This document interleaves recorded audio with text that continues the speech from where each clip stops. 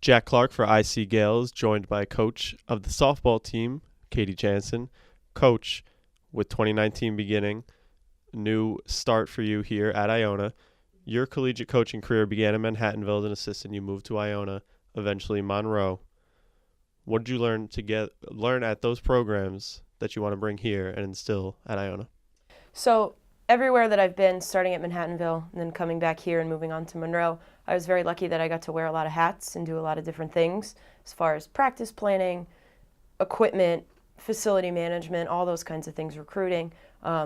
So from the start, I got to get my feet wet kind of doing everything. So having now a couple years of experience doing all that, especially a full year here with Coach Iona, she let me do so much, which was awesome, and kind of learning the ropes here of how everything works and balancing all those different things that we do here. So I think that having good experience doing all that is just going to help me here.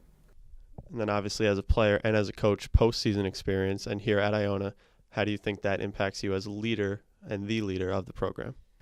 I think just being able to relate to them that there's a lot of pressure, not in a bad way, even though a lot of times I think that there's stress involved with the postseason, but helping them realize the energy and the atmosphere with the MAC tournament, NCAA tournament, or the NISC, that it's fun, and to use that energy to our advantage and calm them down, let them know like, hey, yeah, it might be a little stressful, but we need to channel this energy in a positive way to help us win and use it to our advantage. Now, focusing on the other part of being a student athlete, you as a student athlete yourself, a three-time All-MAC academic team selection, obviously that's important for you, and you had success with your students at Monroe with their academics. Just speak about the importance of that and having an impact in the classroom as well as on the field. At the end of the day, they're student athletes first. That's what they're here to do, is get their degree, move on, be successful in life. So school comes first always. We have a lot of girls in our program who are incredibly smart, brilliant. They science majors, business, mass comm. We kind of have pretty much everything covered here. And we had 3 kids this fall even with a 4.0, which was incredible. Our team GPA was hovering around a 3.5 this fall. So they know the rules. They know they have to go to class, our study hall expectations, all those kinds of things. Like I said before, at the end of the day, they're a student first, and that has to come first. Now, looking at the current roster, you have 4 returning seniors, so leaders in those players, 15 returners altogether. What are your expectations for them as the season progresses? Especially our senior class, pretty much their whole time here, they've had success. They've been in the postseason when they were sophomores, #1 seed, hosted the MAC tournament, played in a postseason tournament, the NISC tournament. So they've all played significant amount of innings and all that while they've been here. So using that experience that they've been 4-year players should help us a lot. I'm expecting a lot out of them, and they know that. We've had the conversation of, how do you want to be remembered? What legacy do you want to leave? Do you want to go out on top? We've had those conversations, Coach Kim and myself, with them all, and I think they're ready for the challenge, and they're really going to do a great job. And then bouncing off of that, you have 4 fresh faces now with the team. What are you doing as a team, as a coach, to acclimate them and get them ready for a change of pace as they move on to now Division I?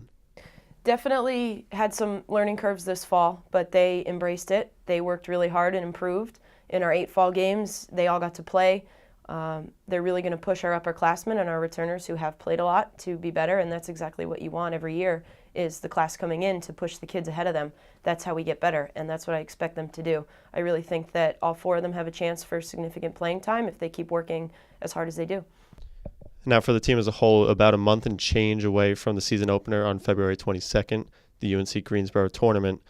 What are your expectations for the team as they progress through that non-conference play, which is typically expected to be adjusting to that learning curve?